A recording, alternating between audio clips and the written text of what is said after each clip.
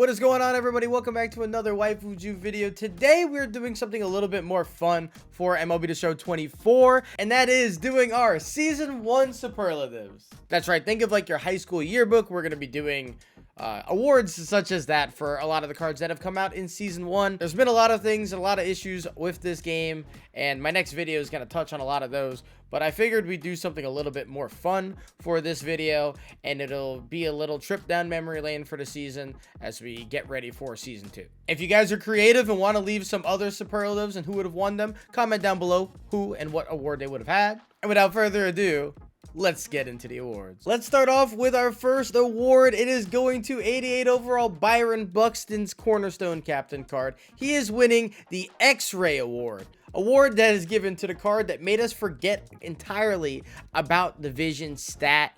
We wanted it to be low. We prayed it to be low for cards that came out because his captain boost gave hitters with under 60 vision power versus both sides, fielding and speed. This was the most dominant meta card in the entire game for the first month and a half, and you can tell by a actual hitter having 15,000 parallel fives. That's easily the most in the game. Typically, vision's a stat that we care a lot about, especially guys on Hall of Fame and Legend. And for the first little bit of the game, people wanted it to be low, or if it was close to 60, to be like, why put it lower? That's never happened. So X-Ray Award goes to Byron Buxton. Our next award is the Ex-Girlfriend Award. The Ex-Girlfriend Award is given to the card that a lot of people had, a lot of people desired, and then once they used a little bit, but the second that there was another better shiny toy, they dropped their girlfriend, let her become the ex, and Jacob was everybody's first true ex-girlfriend. This card was used quite a bit. As a starting pitcher, he was one of the free ones. Really tall, 6'7", good pitch mix. The per 9s are actually still kind of good. At 95, there's some 99s with lower hit per 9 than that. And you can tell, though, again, 26,000 people have Jacob P5, so clearly a lot of people are using him. Let's look at P1. There are 400,000 people that have this card parallel 1. This was everybody's first ex-girlfriend of the year, and it was the first one to get dropped. This is the ex you look back fondly on, but you might talk a little bit of crap despite having some pretty good moments with her. Our next award is the Fire Festival Award. This award obviously does not have a great connotation, and it goes to this Hyper Series Vladimir Guerrero Jr. When this game was starting to get released and they started to show some of the cards coming out, we got pretty hyped for this 91 overall Vlad. We figured he's the cover athlete, that this card should be pretty solid. However, the problem is he is a collection card to lock in all of the pre-orders. Every single one of them were about 10 to 20k at the beginning of the game cycle, several of them having about the same stats as Vlad Jr., some even better stats than Vlad Jr., even at the same positions. So to lock in all those cards that were also core cards just to get this Vlad felt like an ultimate letdown, even though coming into the year we were really excited to use him and we thought he'd be insane. Once he got to the Fire Festival, it was not quite what we wanted, and it was a little underwhelming. So Vlad Jr., congratulations on the Fire Fest Award. Our next award is going to 89 overall Egg Hunt Series Aaron Bummer. I think this is his first high diamond or diamond at all that Aaron Bummer's ever gotten. And the pitch mix is phenomenal. You guys have seen him a trillion times. And he's winning the Old Reliable Award because still to this day, even at the last week of the season, this is probably one of the 5 best relievers in the game. And he's been out for well over a month and a half. He's not even a 90 overall. The stats are great. Again, the pitch mix is amazing. His arm angle is really good. We haven't had really many left-handed relievers at all that are worth anything crazy, especially with a pitch mix like this. He's a free card, so most people were able to get him, and he's just old reliable. He should be probably on every single team that's not specifically a theme team dedicated. Our next award is going to be the McDouble Award. Now, the McDouble Award, it doesn't sound like it would be a bad thing, right?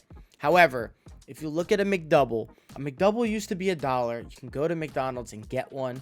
You would get a McDouble, get a McChicken, fuse them together. If you know, you know. And it would cost you $2 to $3. Obviously, inflation has hit, and now a McDouble sits around $3 to $5 depending on where you live. And it's hard to quantify and qualify going to get a McDouble when it used to be so cheap and the amount hasn't changed. Tom Henke wins the McDouble award. When we first got Tom Henke, he was one of the 3 relievers in the entire game that ever had outlier. He still does have outlier, by the way, so shout out to you for that, I guess, Tom. However, he has been given to us for a Blue Jays team affinity so many times that not only are we over the fact that he has outlier, but now we've had him quite a bit, and he's taking away a spot that could go to something else that we would feel would satiate us more than simply a McDouble. And he is probably the poster child for this McDouble feeling of I'm paying more for something that is less satiating than ever before. So, Tom Henke, congratulations on the McDouble award. Next up, we have the It's Not You, It's Me award. 99 overall Willie Mays Hall of Fame series. He is I believe a collection card.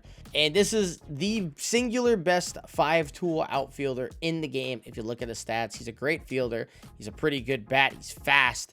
He just doesn't do anything wrong, and he's better against lefties. He's great for the meta. The issue is, every single year, Willie Mays does not see the amount of play that a card that looks like this should get. It's because of his stance, it's because of his swing, and his exit velos just do not match up to what we see on the paper.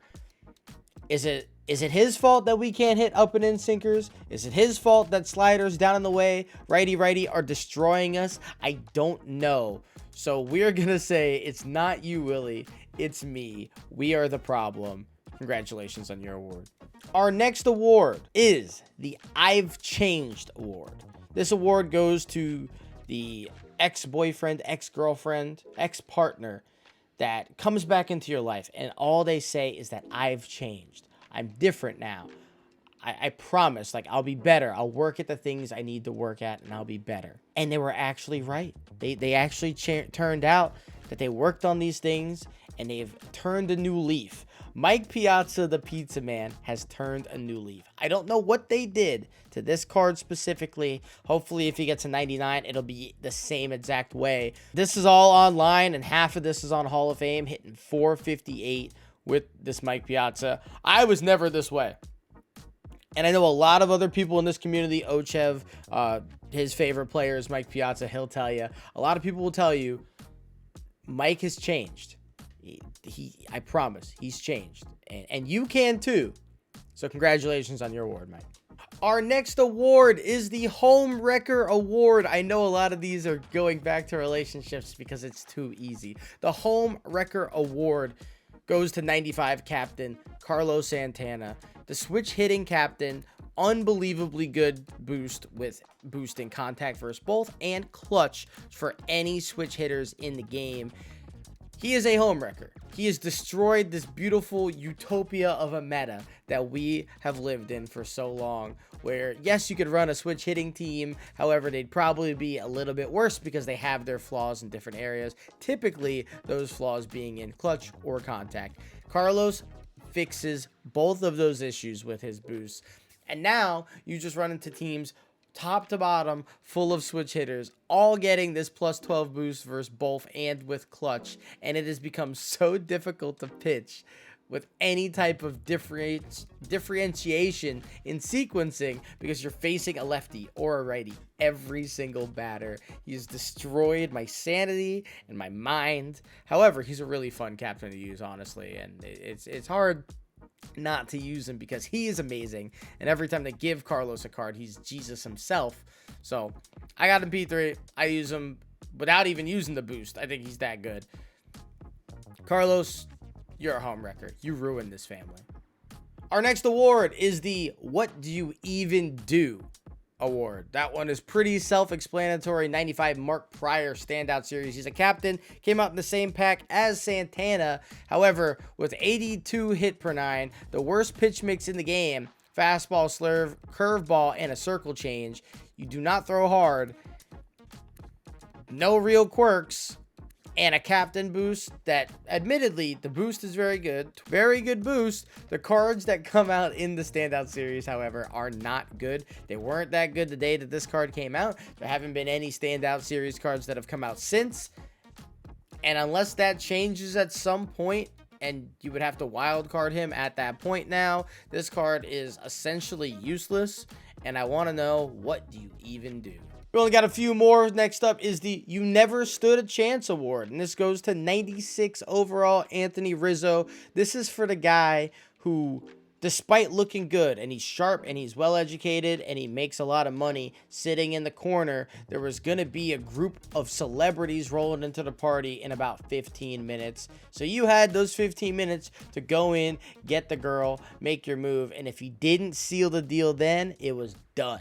96 overall. The very next week, we get the Team Affinity drop and the 99 Jerks and Profar also in the season awards program kind of family. So to jump from a card like this that wasn't even over 105 in any hitting stats to go to all the 99s that we got that can play first base, didn't stand a chance. He had 7 days to prove himself, and it just was not enough.